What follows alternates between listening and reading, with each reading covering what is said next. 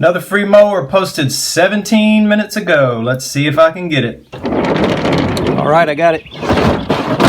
21-inch yard machine with a bagger, Briggs & Stratton 550 EX series engine, 140cc. All right, it's the next morning and I've already checked it out a little bit. It's full of gas, but also full of oil, and not just full of oil, it's overfilled with oil, big time overfilled. It should only go to right there at that top mark, right where the arrow is. So let me put it back down in there again and get a fresh reading. It's way up here.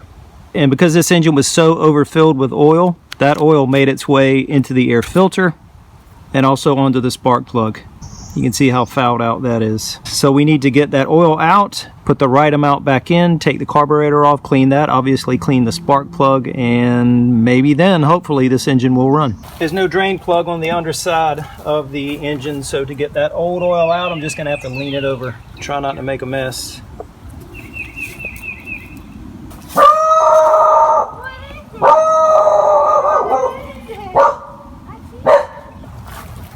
So what did we get? We got 28 ounces. And how much should that mower have? 15 ounces, which is that mark right there. So almost twice as much oil as it should have had. It had 28, it should have had 15. That is why there was oil in the air filter. That's why the plug was fouled out. And that is why most likely the carburetor is going to be nasty. So let's clean that next.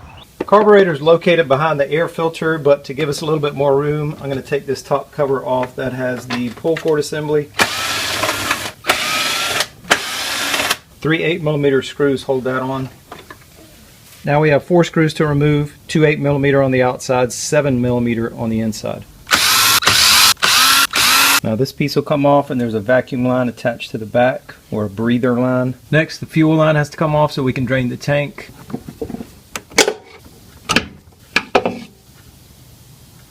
Gas looks good, doesn't look like there's any water in it at all, but even though there's no water, this gasoline is old. You can tell by the darker color. So let me pour some fresh gas into this jug. I filled this can up a couple of days ago, so this is fresh gas. The new gas, the fresh gas on the right, is definitely lighter. So this that came out of the tank is old gas. And that's what happens to gas as it ages. It kind of varnishes up, gets a little thicker, and that can clog up your carburetor. So maybe that contributed to the mower not starting, which is why they gave it away. Now the carburetor is loose except for 2 linkages on top, one that goes to the automatic choke and one that goes, I believe, to the throttle. So I should be able to pull the carburetor out and then we'll get those linkages disconnected. Now the question is which one comes off first, and each one of them has a little S curve in it. Looks like the one on top is going to come out first, the one going to the automatic choke, and now turn it to the side and get that other one off. Alright, there's carburetor. Now we can take the bowl off the bottom and get this cleaned out. Before I take that bowl off, I'm going to knock some of this dirt off the outside. This is brake clean. To get the bowl off, there are 2 7mm screws that have to be removed.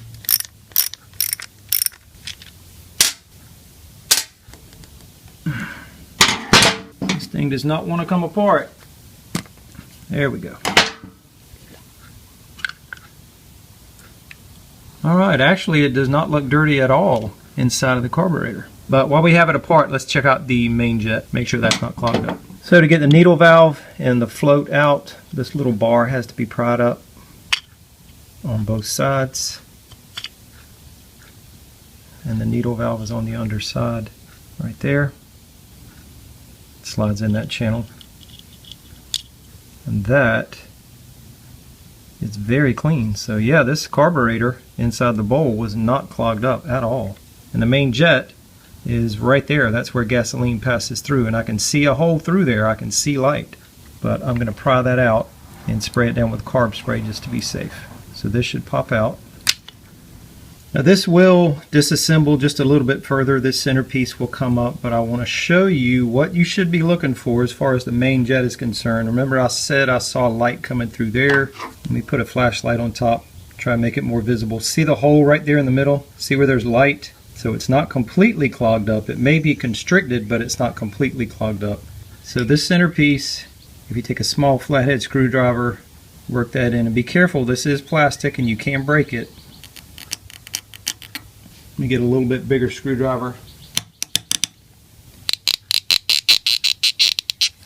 There are also passageways through this pipe, and I'll get a piece of wire and stick it through there. See how that goes all the way through? There are 3 passageways. All 3 of those are clear. You can also try a toothpick if you want, just be careful not to break it off inside. There's a little bit of dirt, and it doesn't take much to clog this up, and if it gets clogged up, then your mower is not going to run right, or it may not run at all. So I'm going to blow all these passageways out with carb spray.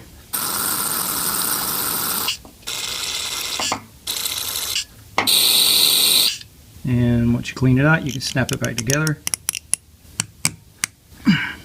If it'll go back together. There we go. So we know the main jet is clean.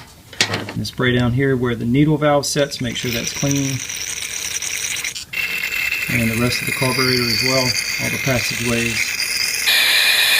One more thing to point out, this retaining ring right here, this white ring, when you take the carburetor off, this may come off along with the O-ring. If it does, before you put the carburetor back on, you want to make sure it's nice and clean in there and put that O-ring back in, and also the retaining ring, the snap ring.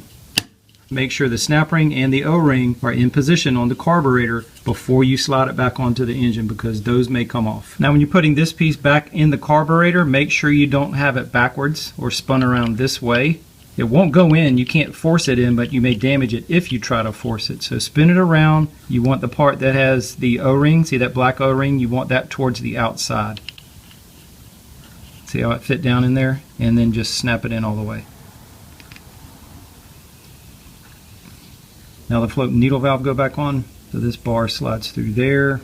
The needle valve slides into that channel and it hangs right there. And the needle valve goes down into that hole, and then you snap the bar in on either side, just like that. Now the bowl, there is a little bit of gasoline. You can see it's pretty clean. A little bit of dirt down in there. I'm going to spray that out with carb spray. And be careful not to get carb spray on that O-ring because it can cause it to expand.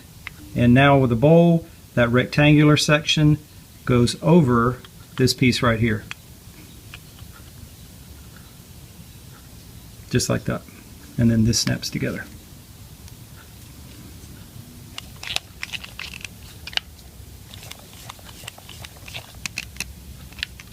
Carburetor is ready to go back on. Before I put the carburetor on, one thing I want to do is check the gap between the ignition coil and the flywheel. Right now that gap's too narrow because I cannot get this card in between the two. There are 2 1/4-inch bolts that have to be loosened on the ignition coil, and they don't have to be taken all the way out. Just loosened up, and then I can pull that coil out, put that card between the two, spin the flywheel until the magnet comes around, and we'll see the ignition coil be drawn in right there. Both sides got pulled in. I'll tighten it back down.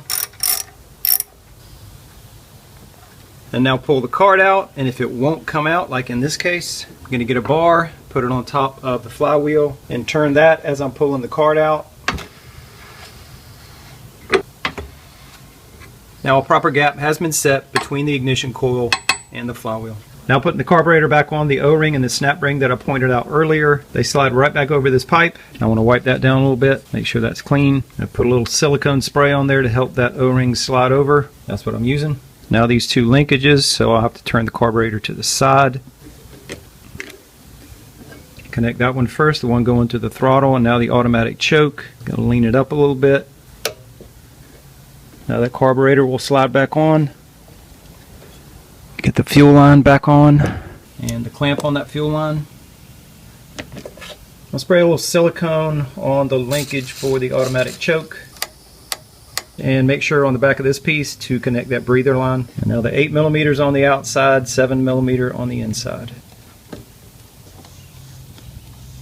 And I'm going to run it without an air filter for now because that filter that you saw earlier, that's just too nasty to put back in there.